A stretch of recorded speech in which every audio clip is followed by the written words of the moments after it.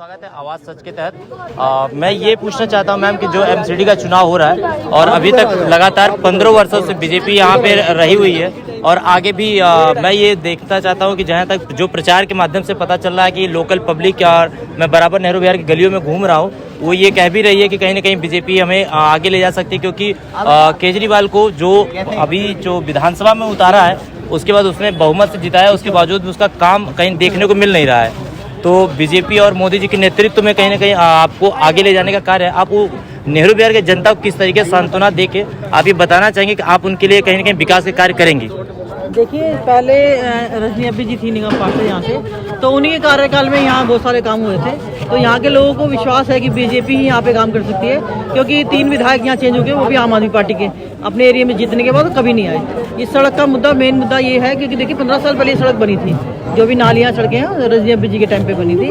तो विधायकों के काम ना करने से यहाँ के जो जनता के अंदर आक्रोश है कि भारतीय जनता पार्टी का ही निगम पार्षद कोई आएगा तो वही हमारा काम यहाँ पे करेगा। लेकिन पहले भी भारतीय जनता पार्टी की पार्षद थी यहाँ से, तो उसने अपना काम नहीं किया, इसलिए भारतीय जनता पार्टी ने उसको अपने पार्टी बाहर कर दिया। लेकिन वो आम आदमी पार्टी में जाने के बाद भी विधायक जो दिलीप पांडे हैं, वो चाहती तो उनके साथ काम कर सकती थी, लेकिन उन्होंने नहीं किया काम भी। तो यहाँ के लोगों को फिर भी ये है कि भारतीय जनता पार्टी का कोई निगम पार्षद आएगा तो ये जो वार्ड है, ये जो नेहरू विहार है और गोपालपुर है, पहले ये मुखर्जी नगर वार्ड में थे, अब ये तिमारपुर वार्ड में आ गए हैं। अब मैम जो जनता यहाँ से आपसे उम्मीद लगाए बैठी थी, वो आपसे अगर उम्मीद लगाए तो आप उसके लिए क्या करें, क्योंकि आपको भूल के आपको याद करें?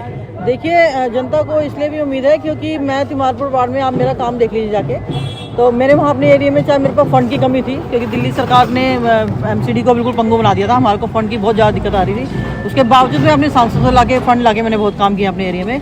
तो यहाँ के लोगों ने देखा है कि तिमारपुर में कैसा काम हो रहा है, यहाँ कैसा काम हो रहा है, तो लोगों को उम्मीद है कि अमरलता सांगवान वहाँ काम करती है, यहाँ पे अब इनको ये चुन के यहाँ पे आइए तो ये काम करेगी आगे चल के। और सबसे मेरा पहले मुद्दा ये मेन सड़क का मुद्दा है, क्योंकि मेन सड़क पे यहाँ पे उद्घाटन करके सत्येंद्र जैन जी नारियल फोड़ के गए, 3 विधायक चेंज हो गए, 3 बार यहाँ नारियल फोड़ा है, लेकिन अभी तक काम नहीं हुआ। उन्होंने जो प्रचार किया था ना कि खाली सड़क बनाने का, वो भी 24 लाख रुपए उसमें लगे थे, 14 करोड़ का फंड पास हुआ था, वो फंड कहाँ चला गया? मैं तो देख रही है रोड, इतना बुरी हालत है रोड की, अभी तक तो इसमें कोई काम स्टार्ट भी नहीं हुआ। और दिलीप पांडे जी अब यूँ कहते हैं कि अगर बीजेपी को यहाँ से जिताओगे तो तुम अपनी सड़क बनवा लो फिर किसी से। मैम, लोकल जनता जो कहती है कि यहाँ पे जो हम स्थानीय मुद्दे पर कह रहे हैं कि जो आपका जो सड़क है और जो बसें आती हैं उनका कहीं ना कहीं महिलाओं का भार, क्योंकि अगर बसें नहीं आएंगी, ई रिक्शा से जाने का जो स्थानीय मुद्दा जिसे एमसीडी के तहत लिया जाता है, या बिजली का हो, या कहते हैं कि बिजली माफी है, कहीं ना कहीं उसको माफी का हटा के कहते हैं ना कि एक लेमन चूस की तरह उन्होंने वादा किया, अब उसको हटाने का शुरू किया, उसको आप आगे आने वाले क्या करेंगे? देखिए, बिजली फ्री और पानी फ्री के नाम पे तो उन्होंने वोट लिए थे, दिल्ली को ठगा, वो सोच रहे हैं एमसीडी को ठग लेंगे। एक बात बताइए कि 200 यूनिट बिजली फ्री की है, किसी का बिल आता है 100 यूनिट का, तो 100 यूनिट कहाँ चला गया? वो बिजली तो 200 यूनिट फ्री है ना, तो उनको फ्री करना चाहिए। अब उन्होंने क्या कर दिया है कि कहते हैं कि जिसको सब्सिडी चाहिए उसको हम देंगे, खाली हम किसी को नहीं देंगे। तो ये तो केजरीवाल जी हैं कि दिल्ली को जैसे ठगा, वो सोचते हैं एमसीडी में आके।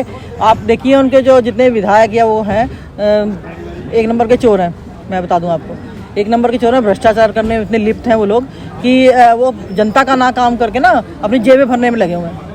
मैम, वो तो गुजरात चुनाव जीतने के लिए आप कहती है और आप यहाँ, आपको हरा के आप यहाँ उसके स्थान पे आना चाहती हैं, तो आप इसको कैसे मुकाबला लेती हैं या कैसे चुनौतियों को स्वीकार करती हैं और कैसे आगे काम करेंगी? देखिए, चुनौतियां तो स्वीकार के, चुनौतियों से तो हम जूझते आए हैं।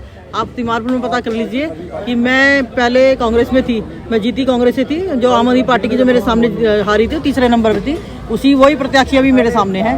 तो चुनौतियों से हम डरते नहीं है। इस बार भी हम देखना भारतीय जनता पार्टी का, मैंने भारतीय जनता पार्टी मैं अपने इस परिवार में आई और पार्टी ने मुझे बहुत टिकट देके मुझे भेजा, क्योंकि पार्टी ने सर्वे कराया कि निगम पार्षद अमरलता सांगवान यहाँ काम कर रही है। तो इसलिए हम चुनौतियों से डरते नहीं है और काम जो मैंने वहाँ किया, हम क्या विधायक की जो भ्रष्टाचार जिसने किया ना सड़क के नाम पे, उसकी पोल खोलेंगे देखना। मैम, आप जिस हिसाब से बातें कर रहे हो उस हिसाब से तो जनता कहीं ना कहीं आश्वासित, एक ऐसा वर्ड जो संदेश देना चाहती है कि नहीं, कल को अगर जीतेंगे, जिस तरीके से आम आदमी पार्टी साल भर पहले यहाँ कह के गई थी, उसका भी मैंने न्यूज़ लिया था कि हम जीतेंगे और सड़क बनवाएंगे, पानी, सारी चीज़ें सुविधा मुहैया कराएंगे, वो कर नहीं पाए पोल्यूशन का, आप क्या करेंगे उसके लिए? देखिए, अभी जो एमसीडी का एकीकरण हो चुका है, एमसीडी इतनी पावर में आ जाएगी कि विधायक की जरूरत नहीं पड़ेगी हमें। तो जो विभाग जो विधायक के पास है ना, वो सारे निगम पार्षद के पास आ जाएंगे।